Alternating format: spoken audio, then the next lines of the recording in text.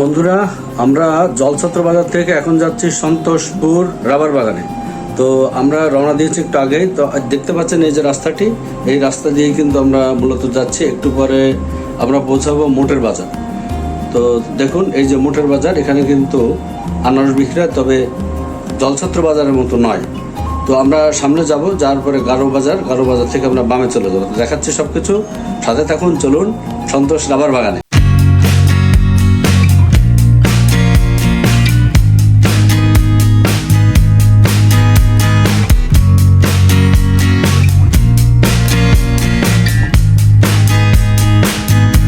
এই যে জায়গাটি চৌমাথা, দর্শক দেখুন, এই যে সামনে গারো বাজার এদিকে, আর সন্তোষ যে রাবার বাগান এদিকে যাব, আর এটা হচ্ছে আসাম মধুপুর। তো চলুন আমরা এদিকে বামে যাবো এখন, চলুন।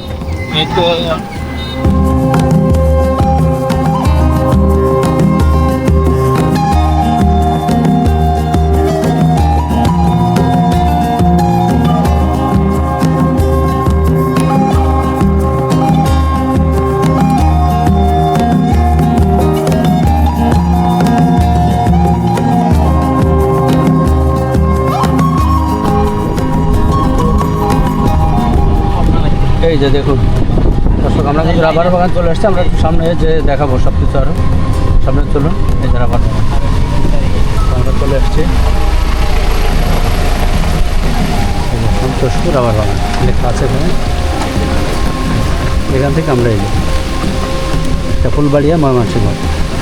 আসুন এবার আমরা জেনে নিই সন্তোষপুর রাবার বাগানের ইতিহাস।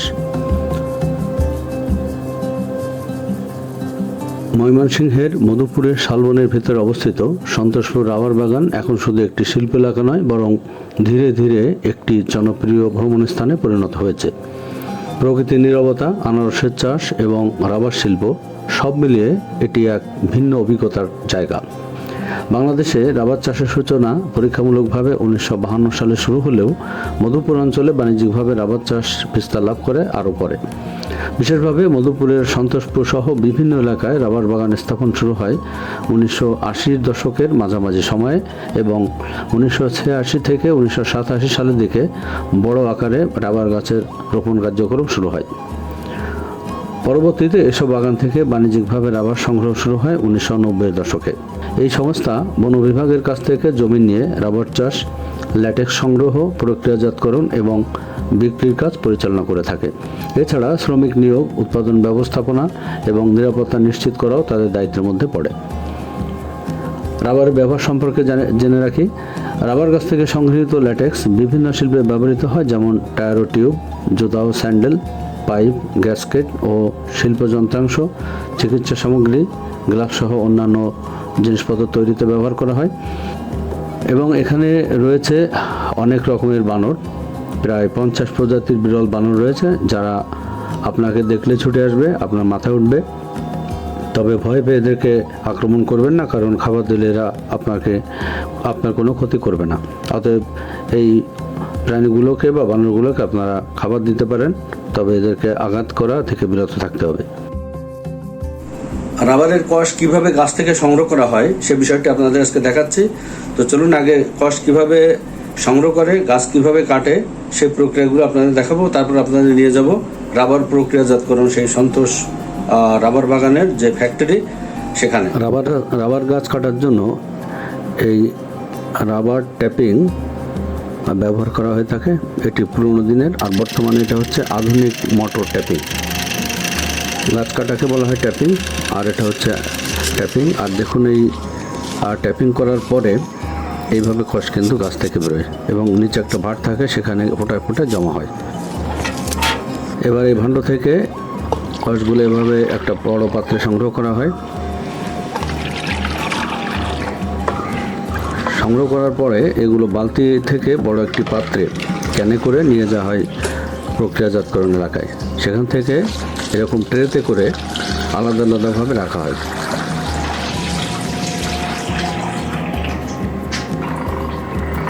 এখান থেকে এই রোলিং মেশিনের মাধ্যমে এই মোটা করে এভাবে সংগ্রহ করা হয়। এবার একটা বড় রোলিংয়ের মাধ্যমে এটি ছোট ছোট টুকরা করে রোলিং করে শীট বের করা হয়। এই যে দেখুন শীট বের করছে।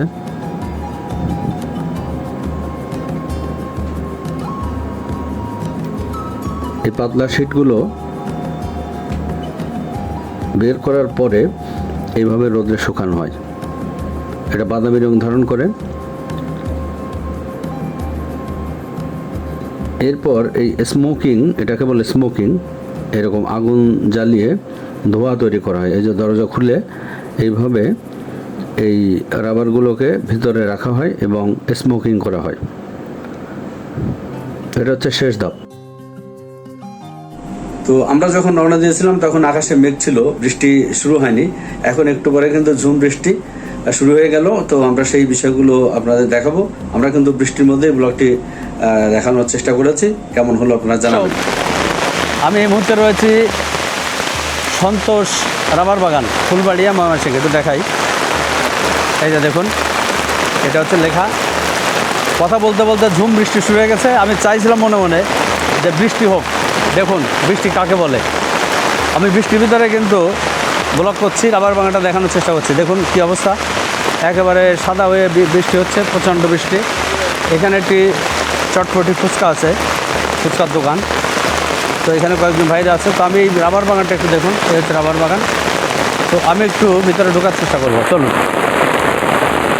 তো বৃষ্টির ভিতরে কিন্তু ব্লগ হচ্ছে, আপনারা বৃষ্টির শব্দ শুনতে পাচ্ছেন। প্রচণ্ড বৃষ্টি, আমার আশেপাশে কিন্তু বৃষ্টি। তা আমি একটু এই বৃষ্টির ভিতরে, এই যে আমার ছাতা কিন্তু বৃষ্টির ফোঁটা পড়ছে, দেখতে পাচ্ছি যে ছাতা। তো আমি একটু দেখাই আপনাদের, খুব ভালো লাগছে। মানে প্রচণ্ড বৃষ্টি, ঝুম বৃষ্টি। ঝুম বৃষ্টির ভিতরে রাবার বাগান থেকে আজকে ব্লগটি শুরু হচ্ছে, চলুন। তো আমি এখান থেকে একটু যাই। এই যে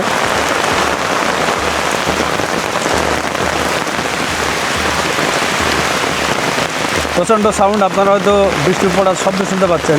আর কীরকম বৃষ্টি হচ্ছে আপনাদের নিচে একটু দেখাই। এই যে দেখুন কোন লেভেলের বৃষ্টিটা হচ্ছে, দেখুন মানে ঝুম বৃষ্টি আর কি। তবে আমি খুব এনজয় করছি যে এই বৃষ্টিটা। আমি মনে মনে চাইছিলাম যে বৃষ্টি হোক। এই হচ্ছে রাবার বাগান। তো এই গাছগুলো থেকে রাবার কষ যেটা, এটা সংগ্রহ করা হয় না সম্ভবত। আমরা রাস্তার পাশে রেখেছিলাম, ওইখান থেকে রাবারের কষ সংগ্রহ করা হচ্ছে। তো দেখাই একটু আপনাদের। এর প্রত্যেকটি গাছ এখান থেকে কেটে রাবার সংগ্রহ করা হয়। কত বড় বাগান দেখুন, অনেক বড়। তবে বৃষ্টিটা খুব এনজয় করছি আমি। এই বৃষ্টিটা যদি কোনো লেকের ধারে হতো বা কোনো হাওড়ে হতো, খুব এনজয়েবল হতো। আর এখনও এনজয়েবল মনে হচ্ছে আমার কাছে। আর ছাতার উপরে বৃষ্টি ফোঁটা পড়ে কিন্তু অনেক শব্দ হচ্ছে জোরে। তো আমি জানি না যে অডিওটা আপনারা ঠিকঠাক শুনতে পারবেন কি না। তো দেখুন, একবার আমাদের চারিদিকে আমার ভিউটা হচ্ছে এরকম, প্রচণ্ড বৃষ্টি। আচ্ছা, কষটা কীভাবে সংগ্রহ করা হয় আপনাদের একটু দেখাবো। আমি চারিদিকটা একটু দেখাচ্ছি, দেখুন। চলুন সামনে চলুন, একটা গাছ দেখাই যেখান থেকে কষটা সংগ্রহ করা হচ্ছে বা করা হয়েছে।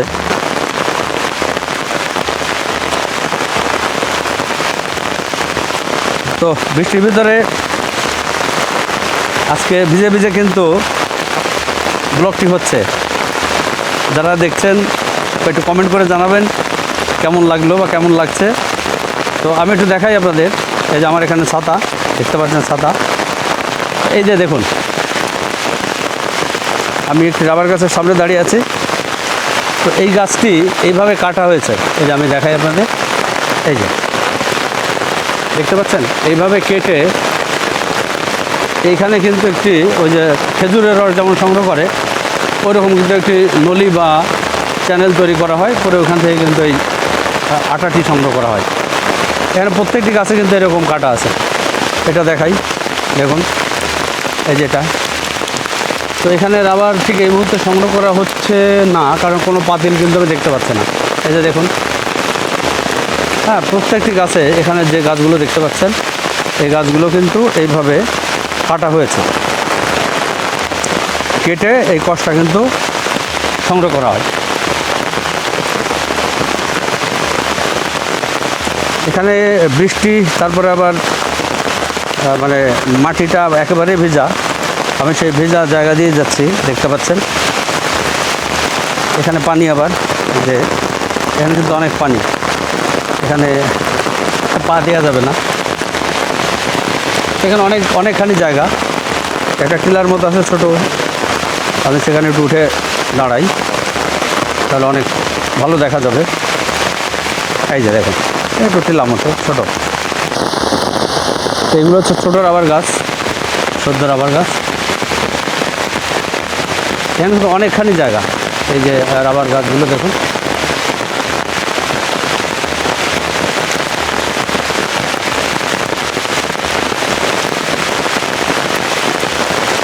সব গাছগুলো কিন্তু এভাবে কাটা।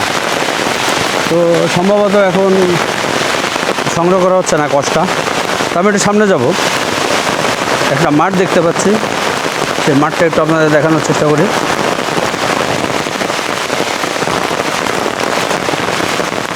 তো এরকম ঝুম বৃষ্টি হলে গ্রামের দিকে যদি মজা পুকুর থাকে, তো সেখান থেকে কিন্তু কই মাছ ওঠে, কই মাছ, ট্যাংরা মাছ, শিং মাছ।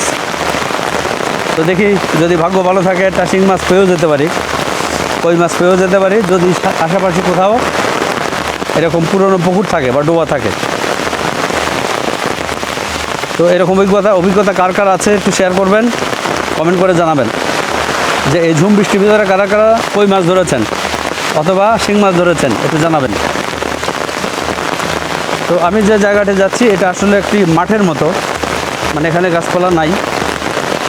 সম্ভবত এই জায়গাটি গাছগুলো কাটা হয়েছে। দেখুন সামনে একটা পুকুর বা কিছু আছে, আমি একটু দেখানোর চেষ্টা করবো। এই যে দেখুন, হ্যাঁ সামনে কিন্তু অনেক গাছ দেখতে পাচ্ছেন বৃষ্টির ভিতরে। ওখানে গেলে আমার জুতা সব ভিজে যাবে, আমি যাচ্ছে না। এখানে একটু দেখাই, তো ওইখানে কি আছে ওই জায়গাটা একটু দেখবো, চলো।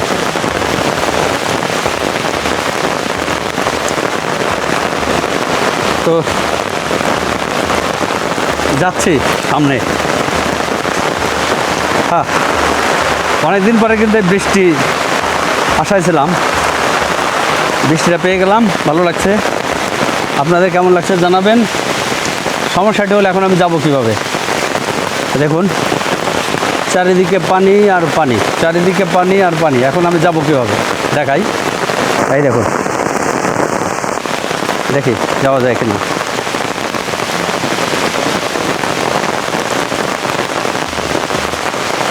আমার জুতা প্যান্ট ভেজা সারা, তারপরেও যেতে হবে। ব্যাস, এই জায়গাটি একটা পুকুর বোধহয় সম্ভবত, এটা দেখাই আপনাদের। আর এটা একটা মাঠ, মাঠ ঠিক না, মানে এই যে রাবার বাগানটি, এই রাবার বাগানের একটি মাঠ আমার মনে হয়। সেখানে সম্ভবত বাগান ছিল না, কারণ গাছ কাটলে তো গাছের গুঁড়ি থাকবে, সেরকম কিছু নাই, চোখে পড়লো না। চলুন সামনে একটু দেখাই। এই এখানে কিন্তু অনেক পিছলা, সাবধানে যেতে হবে, নাহলে কিন্তু পা হুড়কে পড়তে হবে। হ্যাঁ, যা ভেবেছিলাম তাই। এই যে পুকুর, এই পুকুর পাড়। হ্যাঁ দেখুন, এখানে কিন্তু এই যখন পানি পড়ে তখন এখানে কিন্তু ট্যাংরা মাছ ওঠে। এই যে এই যে পানিটা যাচ্ছে, এইখান থেকে কিন্তু ট্যাংরা মাছ এই পুকুর থেকে উঠে আসে। দারুণ, দেখুন কত বড় পুকুর, অনেক বড়। একটু নিচে যাই, পড়বো কিনা জানি না। হ্যাঁ এই যে যাচ্ছি যাচ্ছি, আর একটু সামনে যাই, গেলাম। এইখানে মাছ থাকলে কিন্তু উঠতো নিশ্চিত। এখানে কিন্তু ঝর্ণার মতো পানিটি যাচ্ছে। এই যে পুকুর পাড়টি এরকম, এখানে মাছ থাকলে নিশ্চিত উঠতো, নিশ্চিত, মানে আমি 100% শিওর দিয়ে বললাম এখানে মাছ উঠতো। এই যে দেখুন কত বড় পুকুর, অনেক বড়। তো যারা রাবার বাগান আসবেন বিকালে এই জায়গাটাতে আড্ডা দিতে পারবেন, এই পুকুর পাড়ে। চমৎকার জায়গা, পরিবেশটা সুন্দর। আর বৃষ্টি হচ্ছে, প্রচণ্ড বৃষ্টি হচ্ছে দেখুন। চলুন সামনের দিকে যাই।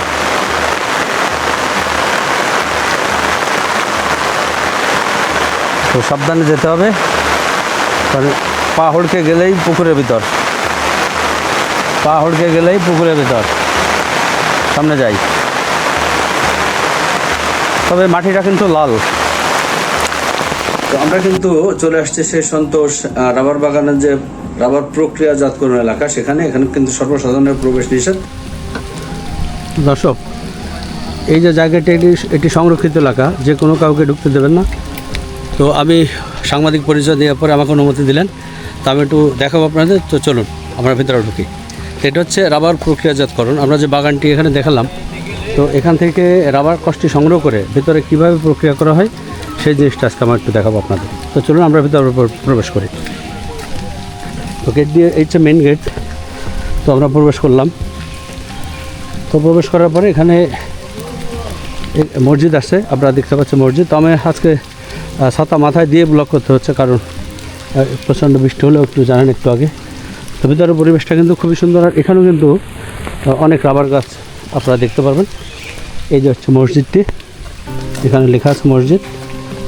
আর এখানে হচ্ছে আনসার ক্যাম্প। এখানে প্রবেশাধিকার সংরক্ষিত, মানে যে কেউ এখানে প্রবেশ করা যাবে না।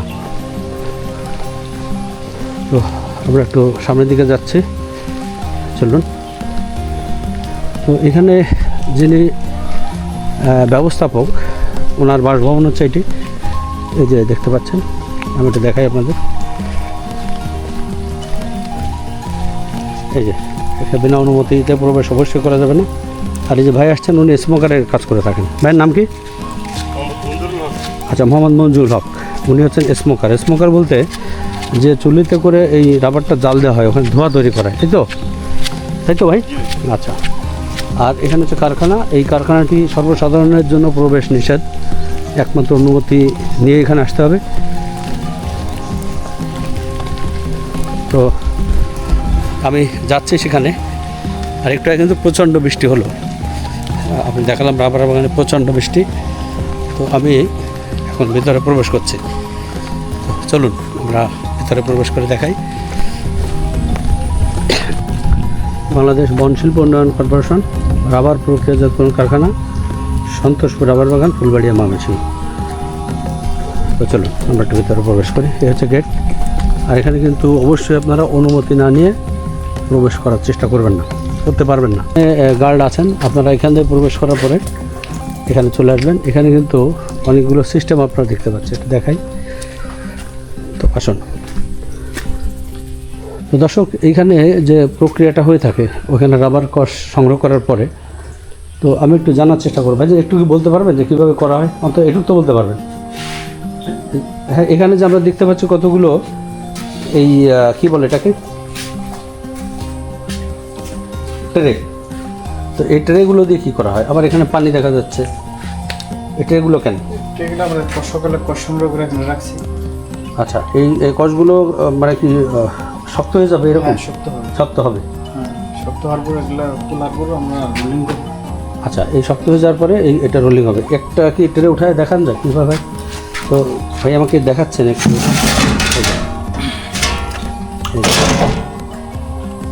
এই যে কষটা ভেতরে, এটা এখন শক্ত হয়ে যাওয়ার পরে এইটার সাথে উঠে আসবে, তাই তো? এটা কত ঘন্টা লাগে এটা শক্ততে? সকালে 12টা থেকে রাখছি, কালকে 8টার দিকেই হবে। আচ্ছা, তাহলে আপনারা দিনে একবারই এটা প্রক্রিয়া করতে পারবেন? বাড়ি প্রক্রিয়া। আচ্ছা, আরেকটা কথা আপনাকে দেখাবো একটু।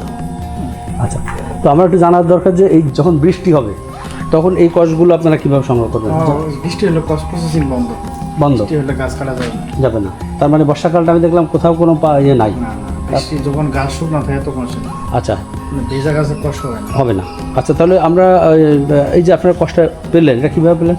এখানে আমাদের সকালে লোকজন আছে, টেপার আছে, ওরা সকালে কষ সংগ্রহ করবে গাছ। আচ্ছা, আর একটা কথা আমি বলে একটু জানাই আপনাদের যে এই কষটা সংগ্রহ করতে গেলে ওই যে আমি দেখালাম যে গাছগুলো, ওই গাছগুলো কিন্তু একটা বিশেষ প্রক্রিয়া কাটা হবে, তারপরে পাতিলের মাধ্যমে সংগ্রহ করা হবে।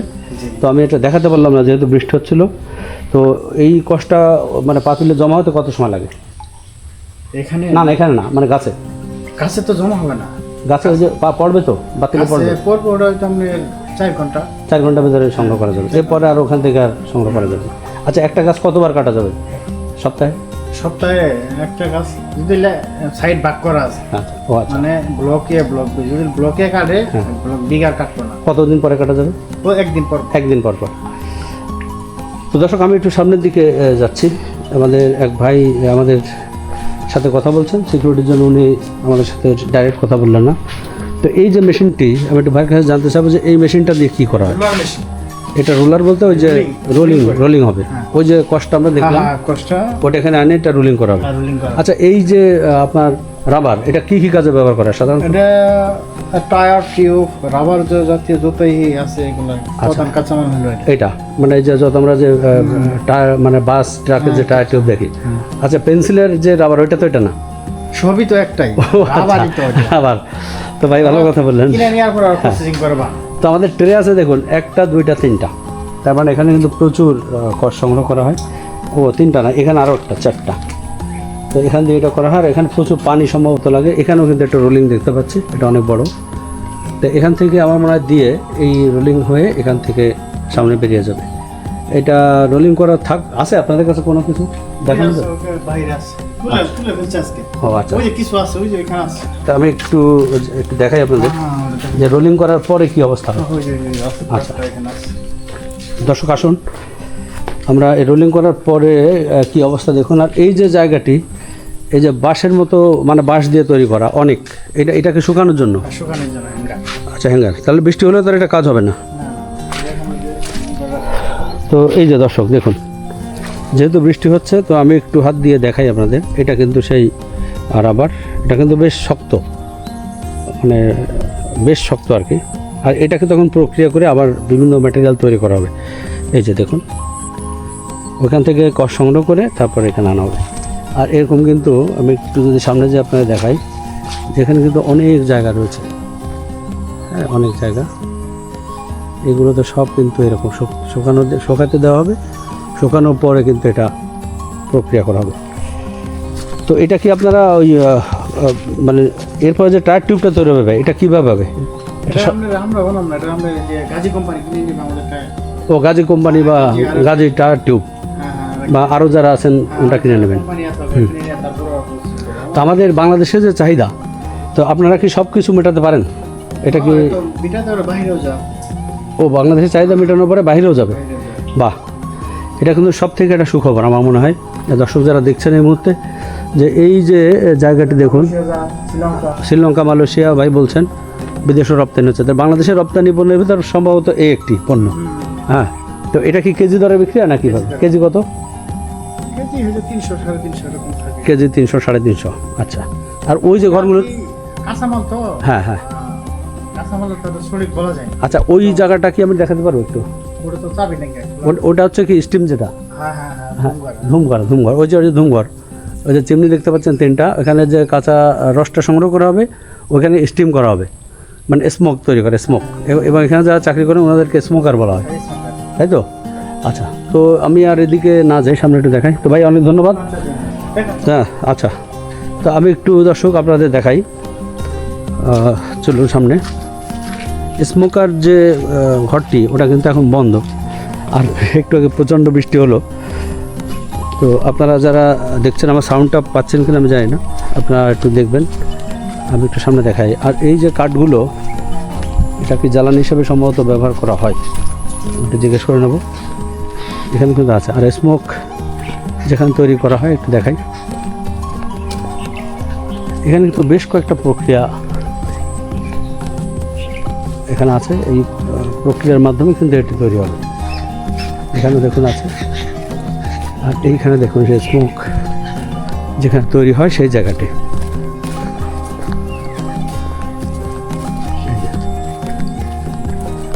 তো এটি তালা দেওয়া, ভাই বললেন যে এই যে তালা দেওয়া।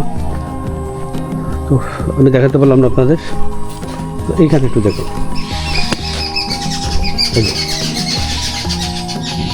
এই কাঠের গুঁড়িগুলো দিয়ে এখানে আগুন ধরানো হবে, আগুন জ্বালানো হবে।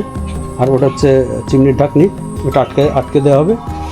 এখান থেকে তাপ যে ওখানে স্মোক তৈরি হবে। বেশ একটি জটিল প্রক্রিয়া। আর জায়গাটা হচ্ছে এরকম।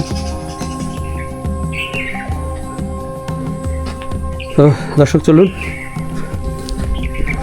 তো আসলে আমরা কতটুকুই বা জানি, অনেক কিছুই আমাদের হয়তো অজানা। তো আপনাদেরকে লাইভ দেখানোর চেষ্টা করলাম যে কিভাবে এই যে আমার পাশে দেখতে পাচ্ছেন যে এই রাবারটাকে প্রক্রিয়াজাতকরণ করা হয় এবং বিভিন্ন কোম্পানি, বিশেষ করে গাজী, টায়ার টিউব এবং অন্য যেসব কোম্পানিগুলো আছেন ওরা কিন্তু এখান থেকে কিনে নিয়ে যান। এবং সব থেকে আসার কথা যে বাংলাদেশের চাহিদা মেটানোর পরেও এই পণ্যটি বাহিরে, বিশেষ করে মালয়েশিয়া সহ বিভিন্ন দেশে কিন্তু রপ্তানি হচ্ছে। এটা কিন্তু আমাদের জন্য অত্যন্ত সুখবর। তার মানে আরও রাবারের চাষ বাংলাদেশে হোক, আমরা সেই প্রত্যাশা রাখলাম। তো আমরা ফুলবাড়িয়া ময়মনসিংহের রাবার প্রক্রিয়াজাতকরণ যে কারখানা, সেখান থেকে আজকের পর্বটি আমি শেষ করছি। তো পর্বটি কেমন লাগলো আপনারা জানাবেন। যদি কোনো কথা থাকে তাহলে আমাদের কমেন্ট করে জানাবেন। আর যদি কোনো নতুন জায়গা দেখতে চান আমাদের চ্যানেলের মাধ্যমে, সেটাও আপনারা জানাবেন। আর অবশ্যই আমাদের চ্যানেলটি সাবস্ক্রাইব করে রাখবেন। সাবস্ক্রাইব করার সময় বেল বাটনটি কিন্তু অবশ্যই প্রেস করবেন, যাতে করে যে কোনো নতুন ভিডিও বা পর্ব আসার সাথে সাথে নোটিফিকেশন পেয়ে যান। সবাই ভালো থাকবেন, সুস্থ থাকবেন, আমাদের চ্যানেলের সাথেই থাকবেন। ধন্যবাদ সবাইকে।